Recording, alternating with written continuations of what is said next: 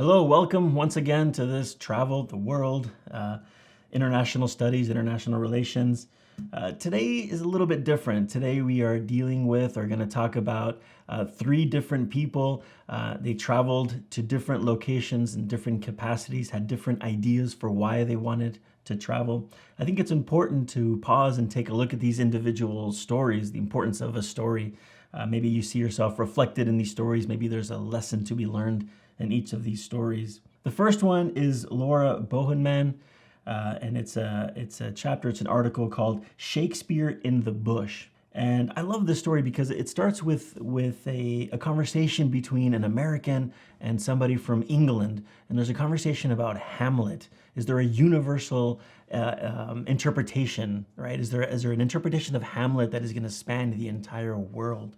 It starts off, of course, with a discussion on our tendency to believe that our culture mirrors a reality that is shared by everyone, right? So even in this conversation, the American and the British person, there seems to be some discrepancies. How can you read it this way? You Americans see it this other way. So Laura, in this case, she travels to West Africa and tells the story of Hamlet to Tiv elders. In her efforts to tell the story, right, she's insisting on the universal nature, the universal interpretation of Hamlet. But in her telling the story, she kind of becomes the storyteller. And she keeps getting interrupted, right? They keep asking her questions, right? How can it be that this, is he really dead? Is it a ghost? Ghosts can't walk. There's all these practical questions that come up. What about lineage? What do you mean the son becomes the king? How does that work?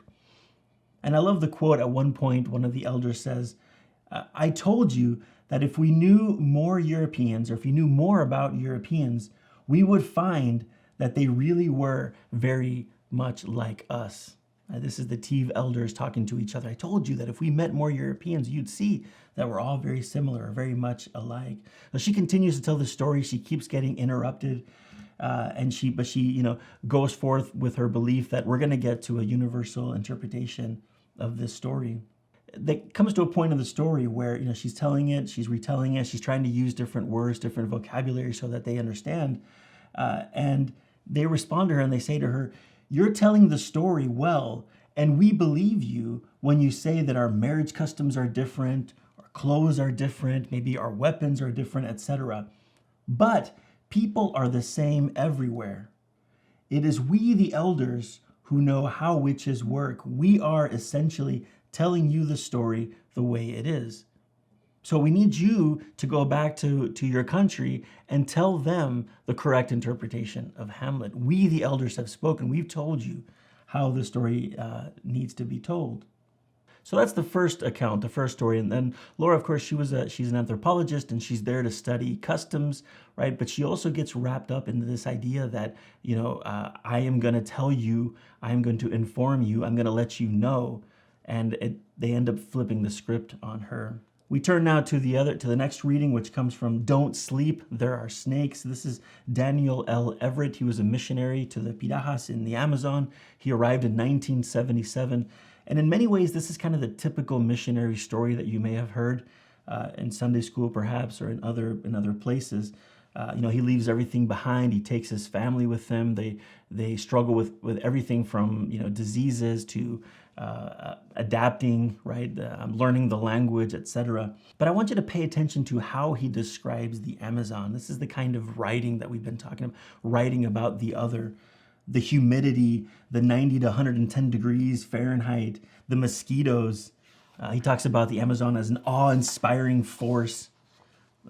He also mentions his two favorite authors, Mark Twain and William James, and how they write about the Amazon. He also mentions or observes that people in the Amazon, they repeat this phrase, Amazonia es nossa. The Amazon is ours, he notes. And he also points out, too, that in his conversations with people, they ask him, what is it that you're taught? Why is it that U.S. school children are taught that the Amazon belongs to the United States? He also mentions Chico Mendes, which I have to emphasize as well. And Chico Mendes, He tried to organize rubber tappers to use the Amazon's commercial resources in an ecologically friendly way. And for those efforts, he was murdered in 1988. There's a very famous song by Maná, Chico Mendes lo mataron, etc. It's a really good song. I highly recommend that you look it up. And there's another song too by Paul McCartney, How Many People. This is also a tribute to Chico Mendes. But again, he is an American arriving in the Amazon, and then he's writing about the Piraha people, and then he's also referencing other people that come and talk about the Amazon. I love his description of the mutucas, these mosquitoes, these bugs that irritate him, that bother him, right? These insects that swarm up your nose, these descriptions of, they come into your ears, they bite through your clothes, even the tough jeans. I would describe the no-see-ums in Florida in a similar fashion. I don't think I've ever been more uncomfortable than camping out in Florida with all these no-see-ums everywhere buzzing around. And then there's a whole section on how the Amazon was settled. But pay attention to his sources. Who does he reference? Betty Meggers, Anna Roosevelt, Joseph Greenberg of Stanford University, Michael Heckenberger of the University of Florida. This is important to note again. Where are the Brazilian anthropologists? The next chapter that I wanted you to read as well, it's called The Cost of Discipleship. And I just wanted you to read this to get a sense of his story, what he endured. It was a harrowing experience, almost losing his wife and daughter as he tried to care for them. They come down with a fever. He thinks it's typhoid. It turns out to be a really severe form of malaria. At one point, when they arrive at the hospital, the doctor says, "This is the worst case of malaria that I've ever seen." And I work with malaria patients every day. But he goes through all kinds of experiences, having to get on a canoe, go down the Amazon. They tell him, "You'll find the town. It's 30 minutes down on the left. You'll see a light." And he's kind of rowing. Meanwhile, his wife is in the canoe, really sick. At one point, she jumps into the Amazon River because she's so hot and the water was cool. And so he has to pull her out of the water. They arrive at this town, and he has to keep the daughter has to stay there while he goes and asks for help. They're on a boat at one point, and he's negotiating with the captain of the boat, and he's saying, I'll pay you whatever you want. I'll pay you any money you want. Just take this boat straight to the town and skip all of these other stops, right? And the captain's like, "No, can't do that." And I love also that this is written in retrospect, and so he's thinking about what he thought, and he says, at the time I just didn't care, and now as I reflect, it's unfair for me, because these other people might also need medical attention. They also rely on this boat to make these stops. Yet I was I guess tunnel vision. I just needed to get my wife to some help. We would think of as natural, of course. On this boat, at one point, the boat just kind of stops and they all go up. Everybody just kind of exits the boat and they play soccer with each other for a couple of hours. And he talks about how he felt. And I love the description too, because he's a missionary, and yet he has all of these thoughts that are going through his mind that I suppose he later has to repent, right? And ask for forgiveness. So anyway, it's such a great account of encountering a very different culture and how you would act in different ways. But also, I really wanted you to pay attention on how he writes about the Amazon. It's a fascinating book that you can read the rest of it, of course, at your own leisure. And lastly, we end at a book by Suzanne Roberts called Bad Tourist. This was published in 2020. And I love this book because it has a bunch of stories. She's traveled around the world, and she has a very honest.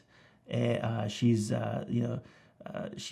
critical of herself, how she acted, how she engaged with people around the world in different places. The story that we read, a very short story, I love it because it starts off with a specific description of culture shock. Essentially, she's going to Prague and she talks about how beautiful the city is, or she'd heard that the city was so beautiful. It is, incidentally, side note, the most beautiful city in the world. And she experiences it that way when she first arrives, the cobblestones, this sort of magical buildings. But then that starts to wear off. And the city takes on kind of a different life. right? She starts to see it in a different light. And at one point she observes another tourist, right? She's been there long enough that she can see, and I love this description, right? Because this is a tourist who's asking that a sandwich be cut in 4 pieces, and it must be this way. And there's a kind of a back and forth with the owner of the store, and she's kind of looking over at them, making fun of the tourist and saying, you know, silly tourist. So the story goes, she wants a pedicure. And I love that description as well, because she talks about how the word need and pedicure should never be in the same sentence. I cannot relate to this at all. I don't want anybody touching my feet. I hate massages. But I understand this. There's some things that people, these, I don't know, things that you need, right? Escapes, I suppose. That's fine. So anyway, so she goes to get this pedicure, and there's a negotiation. I want this French pedicure, and they agree on a price, 500 crowns. Well, they do. And this man, he does the pedicure, and then he quotes her 600 crowns and says, no, the French pedicure is 600. The pedicure is 500, but the French one is 600. There's this argument that ensues, and she kind of, she gets angry, she gets mad, she feels as though she's being taken advantage of, maybe because she's American. She kind of throws down 550 crowns, 500 for the pedicure and 50 for a tip, and she kind of walks out, right? And then a short while later, she's been there long enough now that a friend comes to visit, and they're walking around Prague, and they end up in this shop, this wine tasting shop, and they're talking. She says a couple words in Czech, and they end up meeting an old guide, the very first guide that she had in Prague, and they end up talking for a little bit. And, and he says at one point, congratulations, you found the heart of Prague. You are true Praguers now, or however you say that word, Praguers, Praguerites. You are true now, you belong in Prague. And she has this moment where she's equal parts happy, and then she looks down at her feet and remembers how she interacted or how she reacted to this experience and says, I wish that were the case. So again, I love the story because it kind of takes you through the process of culture shock, what happens when you first arrive, and then the kind of, the city becomes, you start to see it in a different light.